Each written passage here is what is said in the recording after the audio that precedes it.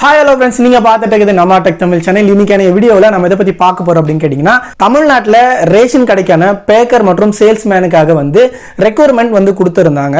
இதுக்கான நேர்காணல், அதாவது நேரடியான இன்டர்வியூ வச்சிருந்தாங்க. 25ஆம் தேதியிலிருந்து ஸ்டார்ட் ஆகுது. அதாவது நவம்பர் 25/11/2024 இருந்து இந்த ஒரு இன்டர்வியூ ஸ்டார்ட் ஆகுது. நானும் பர்சனலா இந்த இன்டர்வியூ அட்டென்ட் பண்ணியிருந்தேன். ஸோ என்னுடைய எக்ஸ்பீரியன்ஸ் மற்றும் அங்க என்னென்ன கேள்விகள் கேட்கப்பட்டது, நீங்க என்னென்ன டாக்குமெண்ட்ஸ் எல்லாம் கொண்டு போகணும் அப்படிங்கிறத கிளியரா சொல்றேன். இதை தெரிஞ்சுக்கிட்டு கரெக்டா அடுத்து நீங்க இன்டர்வியூ போறீங்க அப்படின்னா இந்த மாதிரி டாக்குமெண்ட்ஸும் இதெல்லாம் தெரிஞ்சுட்டு போனீங்கன்னா உங்களுக்கு அங்க போயிட்டு ஈஸியா இருக்கும். எந்த ஒரு ரிஸ்க்கும் உங்களுக்கு இருக்காது. நிறைய பேர் தொடர்ச்சியா கேட்கக்கூடியது, என்ன கேள்வி கேட்கறாங்க, என்னென்ன கொஸ்டின்ஸ் கேட்கறாங்க அப்படின்னு சொல்லிட்டு நிறைய பேர் பர்சனலா கேட்டிருந்தீங்க. இப்போ நான் அட்டன் பண்ணும்போது எனக்கு என்னென்ன கேள்விகள் கேட்டாங்க அப்படிங்கிறதையும் நான் ஃபேஸ் பண்ண ஒரு ரிஸ்கியான விஷயம் என்ன அப்படிங்கிறதையும் இந்த வீடியோல சொல்லியிருக்கேன். வீடியோ ஸ்கிப் பண்ணா பாருங்க. இந்த மாதிரி இன்டர்வியூ போற உங்க ஃப்ரெண்ட்ஸ் யாராச்சும் இருந்தாங்கன்னா அவங்களுக்கும் இதை ஷேர் பண்ணி விட்டுருங்க. சோ அவங்களும் பயனுள்ளதா பயனடைஞ்சுக்கிட்டோம். வீடியோக்குள்ள போறதுக்கு முன்னாடி நீங்களும் நம்ம சேனலை சப்ஸ்கிரைப் பண்ணலாம். கீழே இருக்கக்கூடிய ரெட் கலர் பட்டனை பிரஸ் பண்ணி சப்ஸ்கிரைப் பண்ணீங்க. கூடவே பெல் ஐகானை கிளிக் பண்ணிட்டீங்கன்னா நாங்க போடக்கூடிய வீடியோஸ்ல உங்களுக்கு உடனுக்குடனே நோட்டிபிகேஷனா வந்துடும். ஃப்ரெண்ட்ஸ், முதல் விஷயமா நீங்க செய்யக்கூடியது, உங்களுக்கு வந்திருக்கக்கூடிய மெசேஜ் அண்ட் மெயில் கண்டிப்பா உங்களுக்கு ரிசீவ் ஆயிருக்கும். என்ன தேதியில இன்டர்வியூ அப்படிங்கறத தெளிவா தெரிஞ்சுக்கங்க. அதை தெரிஞ்ச பிறகு உங்க டிஸ்ட்ரிக்ட்ல இருக்கக்கூடிய வெப்சைட் மூலமா நீங்க உங்களுடைய ஹால் டிக்கெட்டை டவுன்லோட் பண்ணிக்கங்க. டவுன்லோட் பண்ணீங்கன்னா உங்களுக்கு 3 பேஜ் இருக்கும்.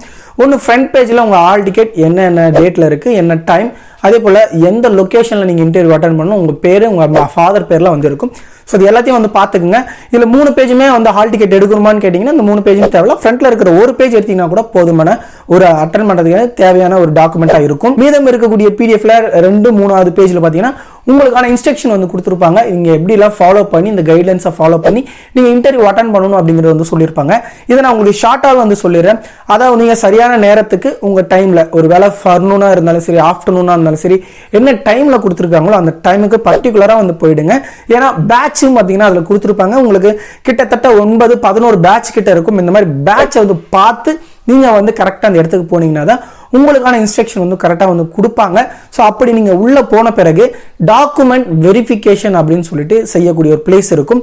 நீங்க இந்த என்னென்ன டாக்குமெண்ட்ஸ் எடுத்துட்டு போகணும் அப்படிங்கறத தெளிவா சொல்லிடுறேன். ஆல்ரெடி இது ஹால் டிக்கெட்ல பாத்தீங்கன்னா இருக்கும்.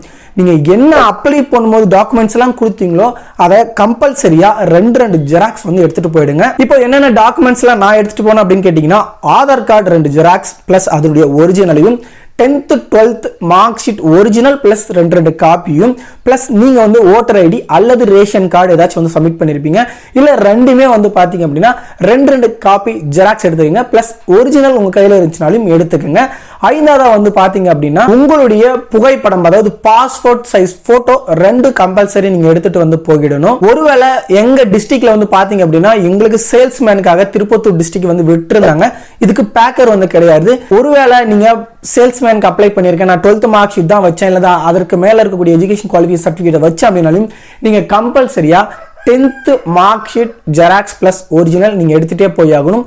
அங்க அவங்க உங்களுடைய நேம், அதே போல டேட் ஆஃப் பர்த் இது எல்லாமே கரெக்டா இருக்குதா இல்லையா அப்படிங்கறத வெரிஃபிகேஷன் பண்ணிருப்பாங்க. அதற்கு முன்னாடி நீங்க அப்ளை பண்ணும்போது கொடுத்த டாக்குமெண்ட் ஜெராக்ஸும் அவங்க வச்சிருப்பாங்க. ஒரு பேட்ச்ல மேக்ஸிமம் 25 மெம்பர்ஸ் அந்த பேட்ச்ல இருப்பாங்க.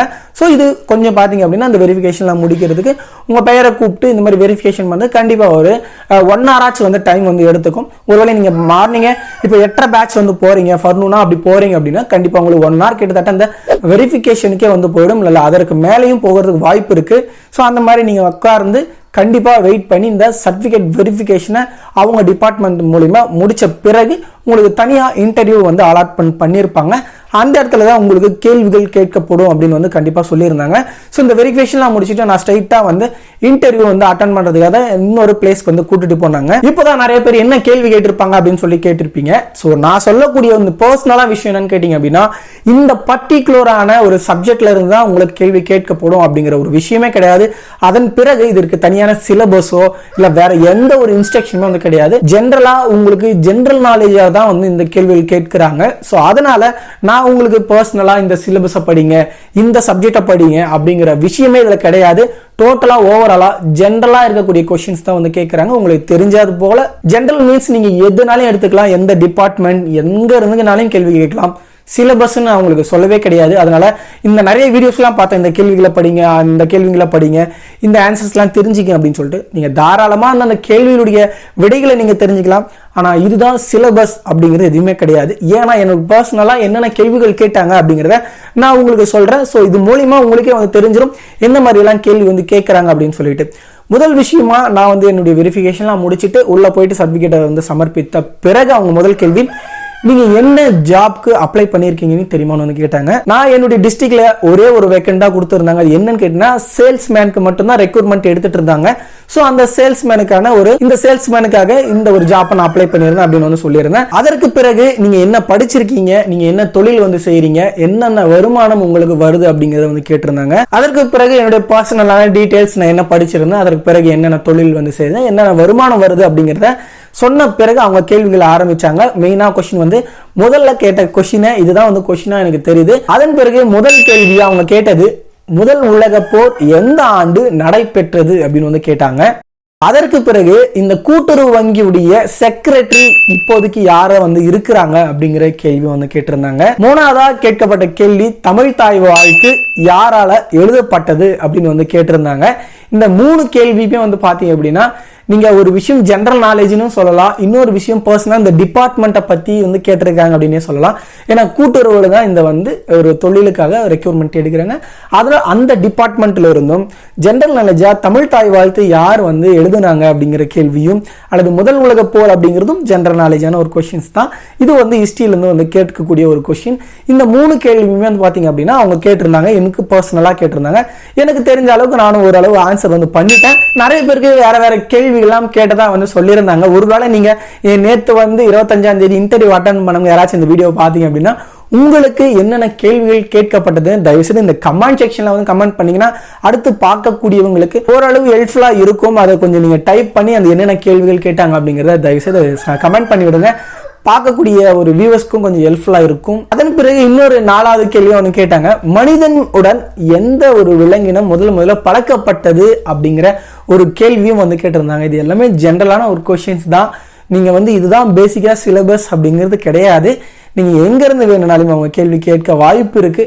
அதனால பர்டிகுலர் எனக்கு இந்த கேள்வியெல்லாம் கேட்டாங்க. ஸோ தொடர்ச்சியா இந்த ஜென்ரல் நாலேஜ், அதுக்கப்புறம் உங்க பர்சனல் டீடைல்ஸ், இந்த மாதிரி தான் கொஸ்டின்ஸ் வந்து கேட்கறாங்க. ரொம்ப டஃபா இருக்கும் அப்படிங்கிறது கிடையாது.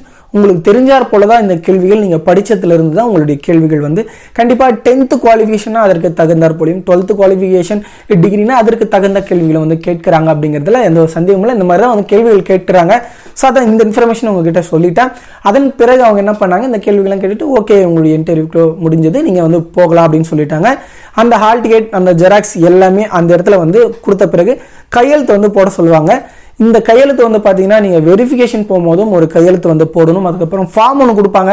அந்த ஃபார்ம்ல உங்க நியர்பையா என்னென்ன வேக்கண்ட்ல எந்தெந்த கூட்டுறவுல பாத்தீங்கன்னா வேக்கண்ட் இருக்குன்னு சொல்லிட்டு நீங்க அதில் எழுத சொல்லுவாங்க. அப்படி இல்லைன்னா அவங்களே வந்து பாத்தீங்க அப்படின்னா அந்த ஃபார்ம்ல கொடுத்து உங்களை இதை எழுதணும் அப்படின்னு வந்து சொல்லிடுவாங்க. இந்த ஊர் போட்டு இந்த வேக்கண்ட்காக இருக்கு அப்படின்னு வந்து எழுத சொல்லுவாங்க. ஃபைனலா அங்க நான் வந்து அந்த இன்டர்வியூ இடத்துல அங்கேயும் ஒரு கையெழுத்து வந்து போட சொன்னாங்க. அந்த கையெழுத்தை போட்ட பிறகு இந்த செஷன் பாத்தீங்கன்னா க்ளோஸ் ஆகிடுச்சு.